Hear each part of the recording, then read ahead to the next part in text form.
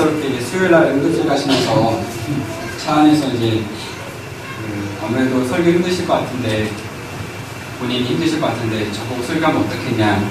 그래서 사실 처음에 되게 스트레스를 많이 받았고요. 준비하는 과정에서도 스트레스를 되게 많이 받아서 저희 와이프가 저보고 오빠는 목사하면 안 되겠다 이렇게. 네, 좀 짧은 시간 준비하느라고 오늘 어떤 걸 말씀드려야 되나 싶었는데, 최근에 이제 하나님께서 제 삶에 역사하셨던 부분들을 이렇게 나누면서 하나님의 어떤 은혜 이런 것들을 좀 말씀드리는 게 좋지 않겠냐. 미국을 한 달 정도 가게 되는데, 가기 전에 그래도 어떤 일들이 있었는지를 좀 말씀드려보는 게 좋겠다 싶어서 오늘은 창세기 12장 1절 말씀과 그 다음에 빌립보서 4장 6, 7절 말씀 가지고 말씀을 짧게 준비해봤습니다.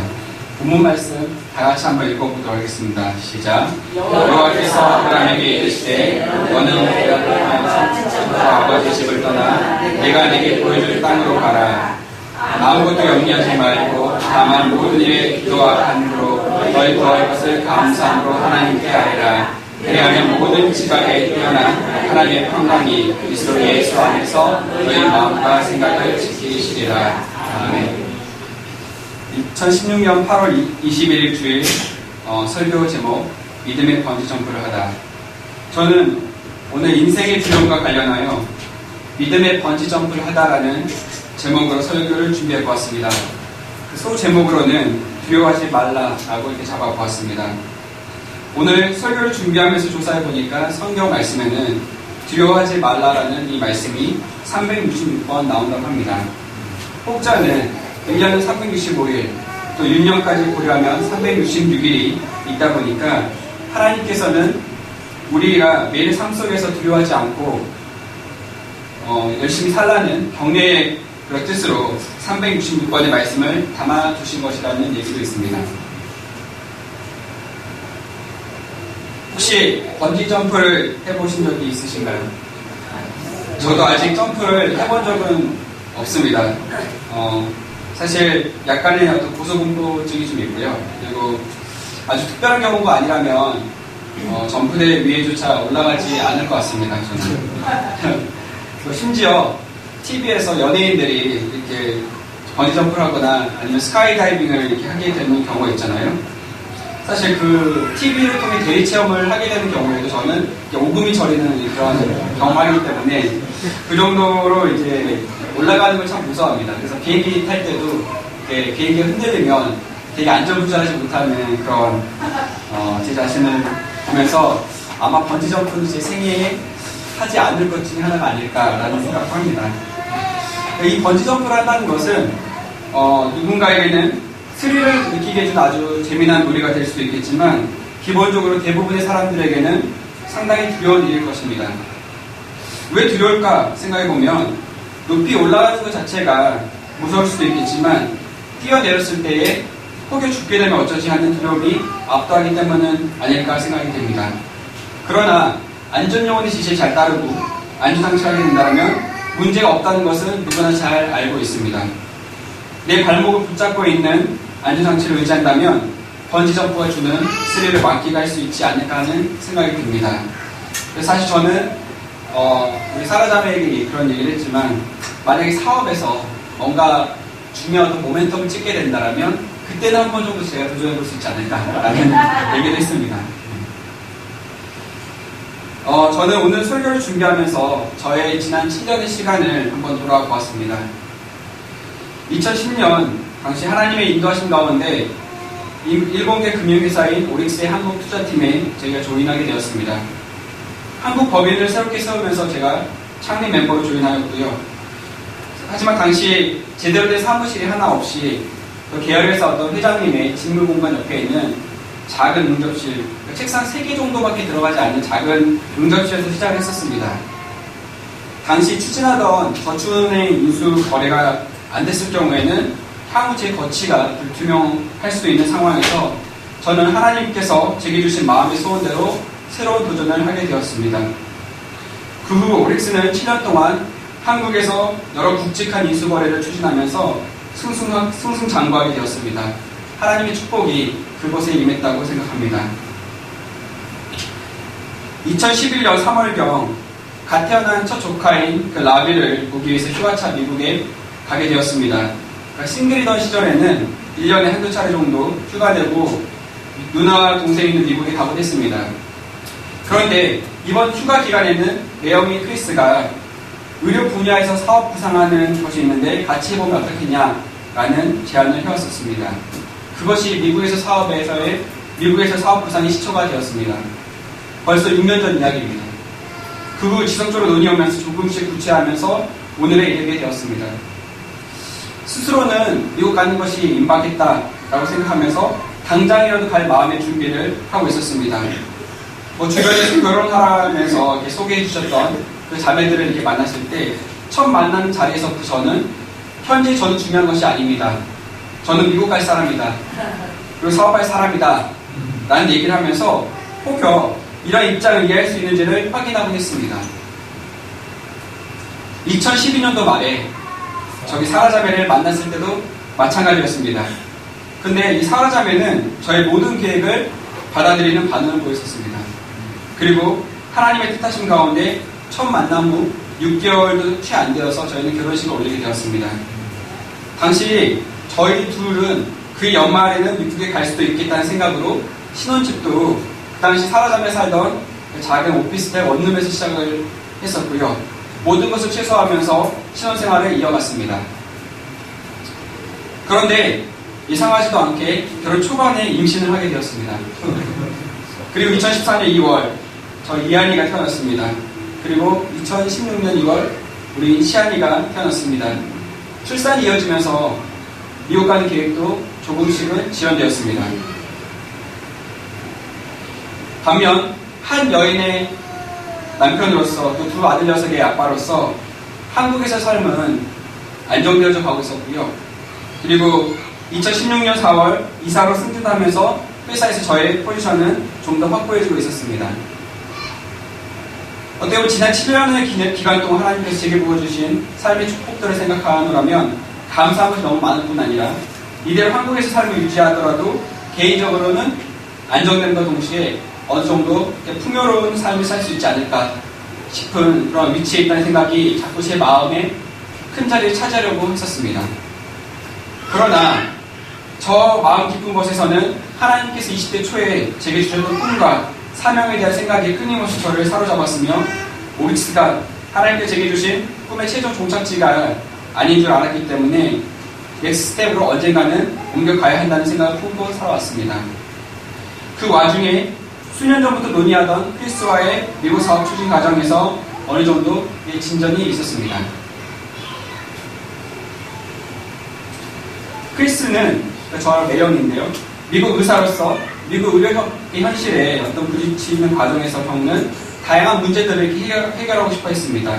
하지만 이 비즈니스 분야에 대한 전문가가 아니다 보니까 함께 고민하고 본인의 아이디어를 사업화할 파트너가 필요한 상황이었습니다. 이런 동기에서 시작된 논의이지만 아무래도 서로 멀리 떨어져 있다 보니까 항상 이렇게 화상으로만 회의했었고요. 또 개발 과정은 크리스 혼자만의 어떤 외로운 싸움이 되고 있었으며 또 저 역시 가까이서 긴밀하게 진행 과정을 볼 수 없었기 때문에 진행 과정이 다소 더딘 한계가 있었습니다. 더군다나 작년 5월에 크리스 가정에 둘째 조카인 다딘이가 태어났는데요. 아무래도 부모의 많은 보살핌이 필요한 아이이다 보니까 여러모로 가까이서 협력해야 일이 신속하게 진행될 수밖에 없는 상황이 지속되고 있었습니다. 현재 저와 크리스가 논의하고 있는 사업은 의료정보 소프트웨어를 개발하는 사업입니다. MRI, CT 이렇게 의료 영상자료를 처리하는 과정에서 기존에는 의사들이 수작업으로 하던 그런 작업들을 자동화할 수 있는 기술을 개발하고 이를 토대로 프로그램을 만들어서 병원에 공급하는 그런 사업을 저희가 준비 중에 있습니다. 해당 제품의 직접 시장만도 약 3조 정도로 추산되고 있습니다. 또 이후에 저희가 궁극적으로 가고 싶어하는 의료정보 처리 시스템의 어떤 사업으로의 확장을 고려할 때 저희가 목표한 시장 규모는 수십조 원 이상의 규모가 될 걸로 예상하고 있습니다. 아직 그 미미한 수준의 시작에 불과하고 앞으로의 과정이 불확실성이 너무나 많은 그런 현실을 저도 인정은 하고 있습니다. 비록 불확실한 어떤 상황이지만 꿈을 쫓아 도전하고 그 마음과 현재 주어진 어떤 고소득의 안정적인 삶, 또 사회적 지위와 역할, 또 회사 일을 하는 가운데 맺는 수많은 사람들과 관계를 고려한 현실, 이 갈림길에서 저는 여느 다른 사람들처럼 주저함과 동시에 또 꿈을 쫓았을 때 수반되는 수많은 것들의 포기가 두려운 마음으로 제게 다가왔습니다. 앞서서 번지점프에 대해서 얘기를 했었는데요. 번지점프를 해본 사람들의 말에 의하면요, 번지점프는 이게 뛰어내린 순간이 무서운 것이 아니라 줄이 다 펴진 후에 그 줄의 탄성에 의해서 다시 허공으로 들려 올려지는 순간이 가장 무섭다고 합니다. 중력에 의해서 아래로만 향하던 몸이 새로운 힘을 바꿔서 어떤 방향을 튈지 모르는 그런 상황이 어떤 두려움으로 자신을 압도한다고 합니다. 이러한 또 번지점프의 경험이 각자의 삶에 있어서 갈 바를 알지 못한 채 망설여지는 순간의 두려움을 잘 설명하고 있지 않을까라는 생각에서 오늘 번지점프와 설교를 이렇게 띄워보았습니다. 이러한 갈등 상황 속에서 저는 하나님의 생각이 너무나 궁금했습니다. 그래서 저는 2014년도에 두 차례 걸쳐서, 2015년에 두 차례 걸쳐서 개인적으로 하나님과의 긴밀한 교제를 갖기 위해서 특별 새벽 기도의 시간을 가졌습니다. 마음에서 간절한 원함이 있었기 때문에 야근으로 지친 때에도 또 어떤 매선 추위에 몸이 움츠러지는 어떤 겨울 날씨에도 새벽 공기를 가리면서 동네 교회로 발걸음을 옮겼습니다. 간절한 마음으로 새벽 기도에 임하면서 그분의 생각을 알고자 했으나 제 자신은 아직 명확한 확신이 갖지 못한 채 머뭇거리고 있었습니다.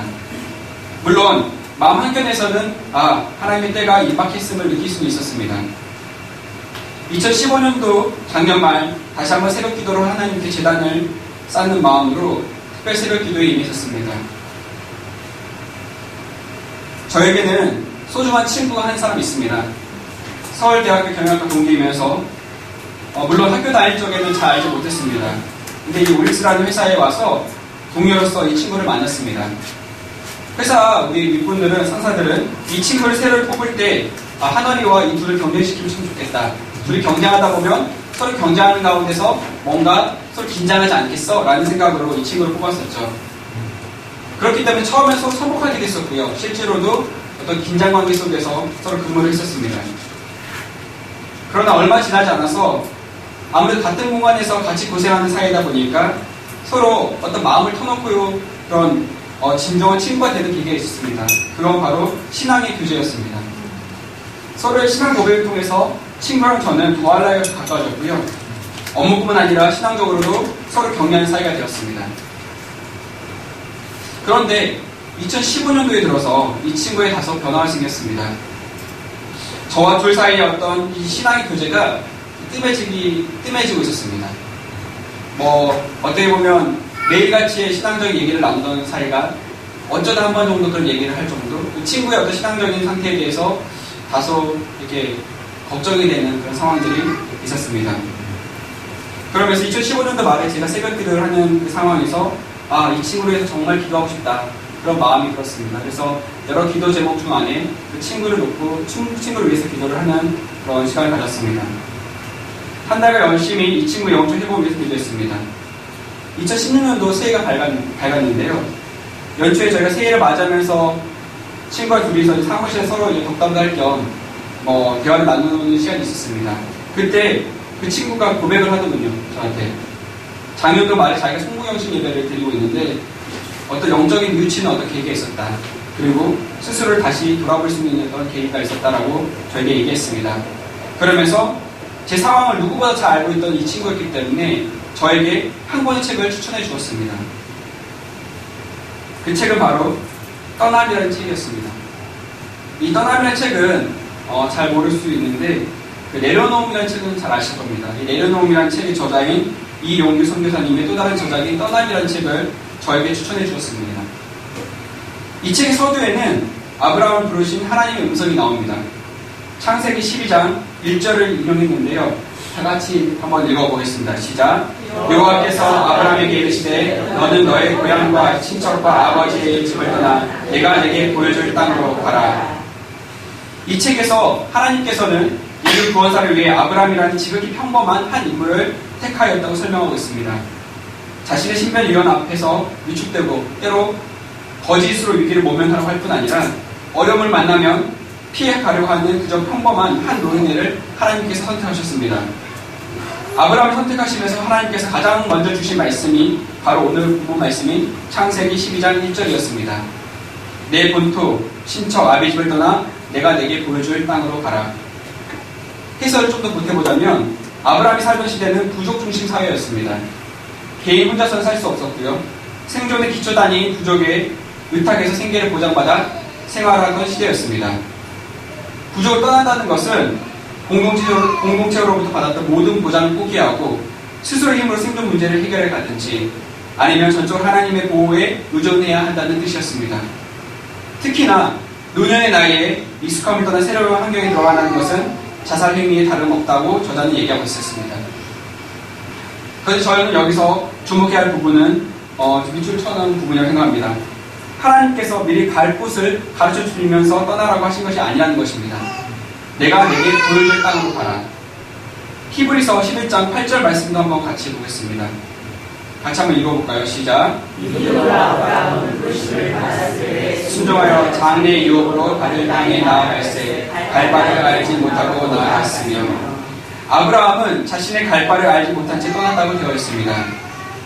이 떠남 연주 친구를 통해서 하나님께 제게 주신 영적 도전이었습니다. 친구 영적 회복과 더불어서 제 마음에는 이제 떠나야 한다는 생각을 분명히 주시고 계심을 느낄 수 있었습니다. 그럼 그때는 언제일까? 그때를 놓고 기도하기 시작했습니다.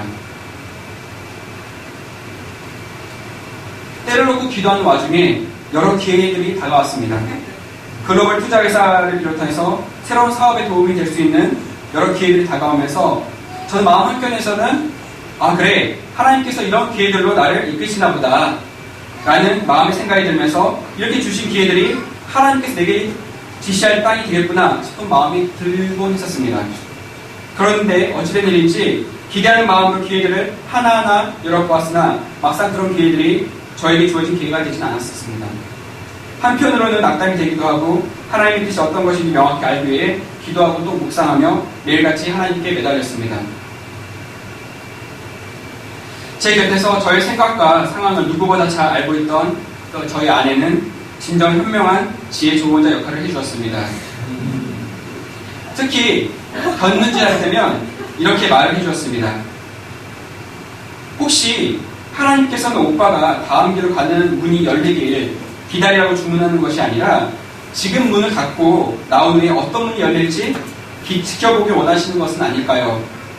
이번 도전 과제가 진정한 믿음의 도전이라면 모든 것을 내려놓고 오직 하나님만 바라보며 자신을 내던질 수 있는지 알고 싶으시지 않을까요? 라면서 저에게 믿음의 번지점프를 할 것을 주문했습니다. 결혼 후 계속적으로 느끼는 바이지만 믿음의 동역자로서 저에게 곁에서 과감한 도전을 하는 아내를 보면서 진정 잠언 31장에 나오는 현숙한 아내를 하나님께서 내게 주셨구나 싶은 마음이 들었습니다. 이 자리를 빌어 감사하다는 말도 전하고 싶습니다.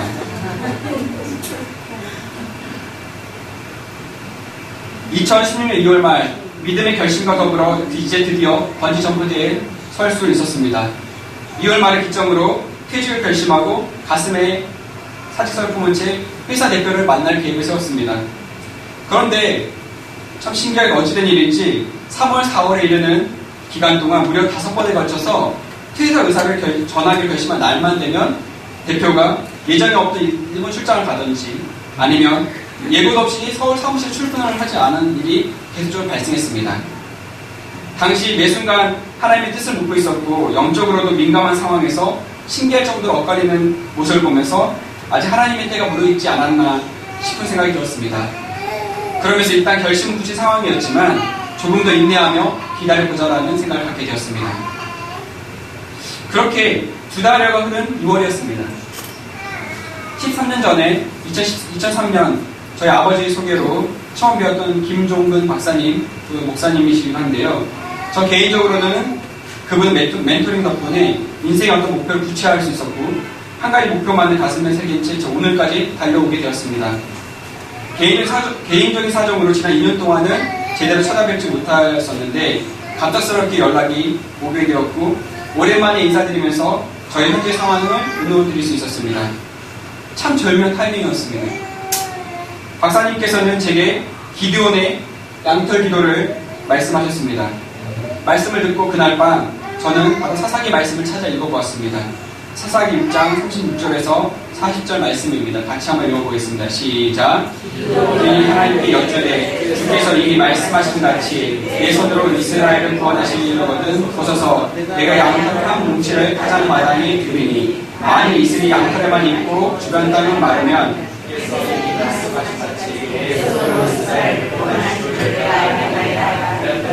그대로 되지라. 이때 기드온이 일찍 일어나 또 옆에 가져다가 그 양털에서 이슬을 짜니 물이 그릇에 가득하더라. 기드온이 또 하나님께 여쭈되 주여 내게 노하지 마옵소서. 내가 이것만 말하느니라. 구하옵나니 내게 이것만 양털로 시험하게 하소서.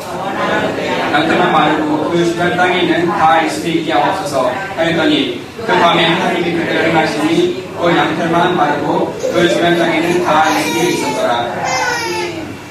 이 말씀을 보면 기드온은 하나님의 뜻을 묻는 과정에서 다소 어렵게 보이는 사인을 하나님께 요구했습니다. 그러나 하나님께서는 기드온의 기도에 신실하게 응답하셨습니다. 저도 역시 결심을 하고 선택을 해야 하는 순간 기드온과 같은 심정을 하나님께 사인을 부여하신 마음으로 한 달간 기도하게 되었습니다. 이미 번지점프를 해야겠다고 결심한 상황에서 자꾸 트시는 하나님을 보면서 다시 원점에서 묻자는 심정으로 기도에 임했습니다. 그러면서 하나님께서 특정 사인을 통해 제게 어떻게 행해야 할지 묻게 되었습니다. 그렇게 6월 말이 되었고 하나님께서 분명한 사인을 통해 제게 나아갈 방향을 보여주셨습니다. 할렐루야. 이제 제대로 번지점프대에 다시 올라설 수 있게 되었습니다. 7월 4일이었습니다. 일주일간 저희 가족들이 태국 여행에 돌아와서 사무실로 복귀한 첫날이었습니다. 굳은 결심을 하고 출근을 하였습니다. 온 가족이 열렬하게 응원해주고 있었으며 누구보다 제 아내가 아침부터 저를 적극 지지하고 있었습니다.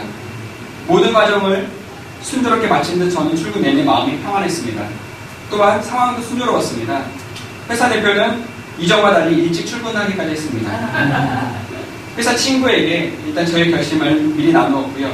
이제 대표 방문을 열고 들어가야 하는 순간이 다가왔습니다. 점프대에서 발을 구르기 직전이라서 그랬을까요?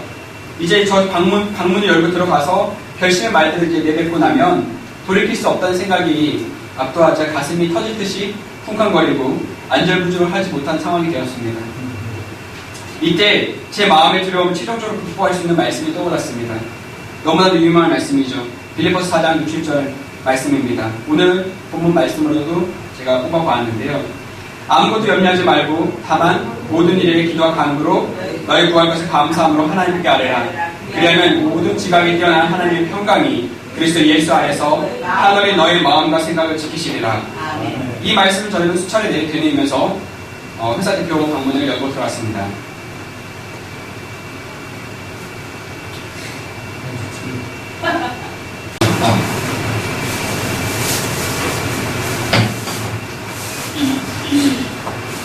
이렇게 온전하게 맡겨드리는 필요한 어떤 믿음의 번지점프를 저는 그렇게 이루어냈습니다.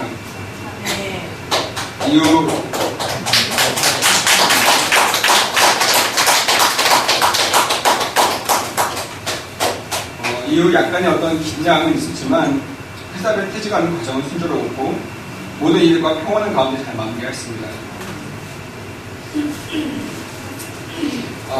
마지막 근무날 회사 동료 직원들이 저를 마지막을 가슴 따뜻하게 해주셨습니다. 제 이름이 새겨진 불후봉도 선물을 받았고요.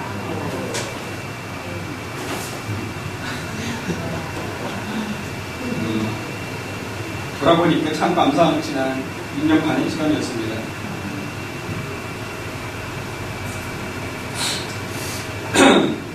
그런데 회사 결심과 함께 당연히 이제 많은 고민들도 있었습니다. 당분간의 어떤 가정 내 어떤 경제 필요, 우리 살아남의 진로, 아이들 교육, 수많은 이슈들이 제 머릿속에 가득했습니다. 그럼에도 믿음으로 번지점프를 했기 때문에 이 모든 이슈들까지도 하나님께서 해결해 주실 것이라고 믿었습니다.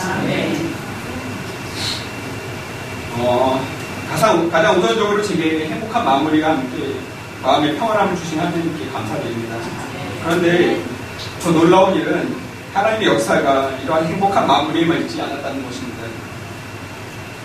하나님의 선한 인도하심과 그분의 열정이랄까요? 쉬지 않으신 그분의 역사는 저희 결심 이후에 펼쳐진 예상치 않은 일들로 저를 더욱 놀라게 하였습니다. 제가 표지 의사를 회사 대표에게 전달한 당일이었습니다. 사라 자매가 전에 근무했던 분당 서울대병원 부원장님에게서 갑자기 만나자 연락이 왔었고요.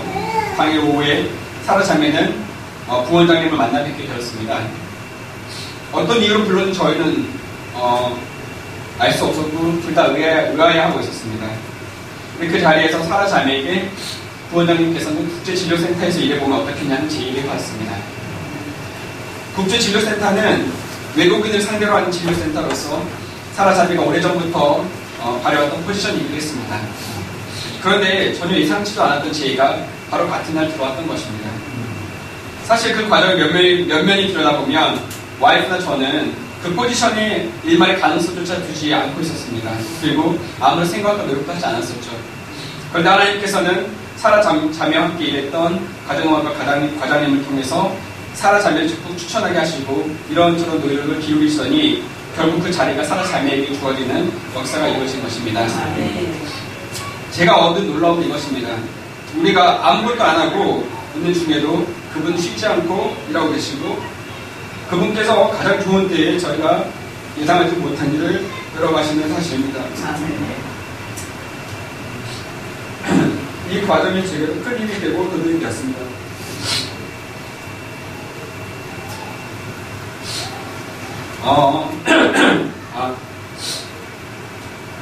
참 그러네요. 믿음의 이제 번지점프를 하기 위해서 어떤 이런 저희 1년의 과정 가운데 깨달은 적용 좀 나눠보고 싶고요. 마무리할까 싶습니다.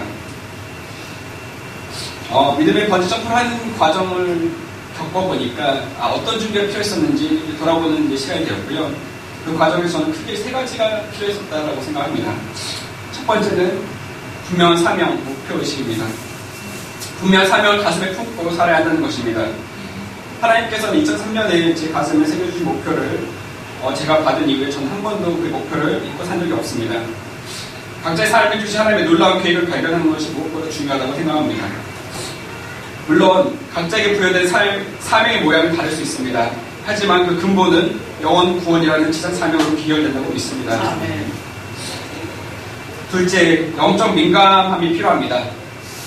주님 말씀에 순종할 준비가 되어 있는지, 이제 과감하게 뛰어내릴 시점이 되었는지 등 하나님과 끊임없는 교제 및 영적 호흡을 통해 이를 발견하려는 노력이 필요하다고 생각합니다. 이를 위해서 말씀들을 가까이 하며 매 순간 주님과 교제하는 훈련을 지속해야 합니다. 셋째, 영적 지체들과의 교제가 힘이 됩니다. 도전자에게는 가까운 동료들, 가족 친지들, 영적 지체들의 응원이 많은 힘이 될 것입니다. 자신의 어떤 도전 과제를 나누고 그들의 중보 기도를 적극 요청하며 나를 둘러싸는 영적 응원단을 강하게 구성해야 합니다. 이들의 격려가 결정적인 순간에 큰 힘으로 작용할 것입니다. 오늘 설교는 최근 제 삶에 역사하신 하나님의 섭리를 간증하는 그런 시간이 된 것 같습니다. 그러나 이해할 것이 없이 우리 모두는 인생에서 이런 믿음의 번지점프가 필요한 상황을 맞닥뜨리게 될 것입니다. 오늘 함께 나눈 번지점프를 준비하는 과정에서 필요한 적용 원리는 저뿐 아니라 여기 모인 모든 성도님의 삶에 동일하게 적용될 줄 믿습니다. 저는 7월 말 정식 퇴사를 했고요. 사라 자매는 8월 1일자로 정식 출근하게 되면서 최근의 시대상이 워킹맘, 그다음에 육아 대리로서 서로 바톤 터치를 하였습니다. 이게 바톤 터치하는 장면입니다.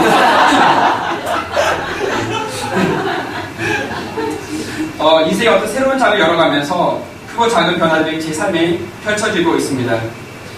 정장과 구두 대신에 반바지에 슬리퍼, 컴퓨터 화면과 항상 미팅을 한 대신에 이 아이 시한 장난감과 이 아이들과의 어떤 끊임없는 이 씨름, 그리고 회사 비용으로 사먹던 이제 그런 밥이 아닌 이모님이 해주시는 집밥, 이런 변화들이 이제 제 삶에 이루어지고 있는데요. 아직은 여전히 낯설고 몸에 맞지 않는 옷을 입고 있느냐 그런 생각이 들 때도 많고요. 또 생각만큼 개인 시간이 이렇게 많이 확보되지 않아서 준비 과정이 아주 원활하진 않습니다. 그래도 마음이 평안한 것은 아이들과 보내는 시간이 주는 기쁨이 말할 수 없이 크다는 것. 그리고 남들이 보기에는 제 시간 낭비하고 있는 거 아니야 라는 생각이 들 수 있는 모습이지만, 그래도 앞서 말씀드렸지만 지금 이 순간에도 쉬지 않으시는 하나님께서 저를 위해서 일하고 계신다는 그 사실이, 그 사실에 제가 힘을 얻고 소망을 갖게 됩니다. 앞서 이렇게 말씀드린 그 어떤 그 미국에서의 사업 그런 논의차, 제가 이번 주 수요일 8월 24일에 미국으로 약 4주간에 걸친 일정으로 출국하게 됩니다.